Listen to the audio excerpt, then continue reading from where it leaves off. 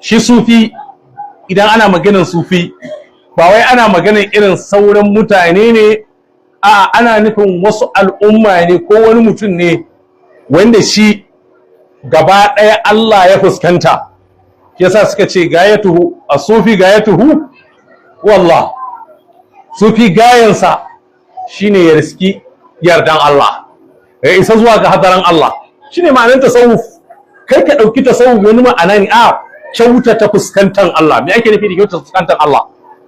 Sufi idan ya dau abinci zai ci, yana halarto ma'anan cin abincin ne ta fuskoki daban-daban. Na farko ta fuskan arraziku, Allah da ya azurta shi wannan abincin, zai ci abincin nan ne ta babin godiya da Allah.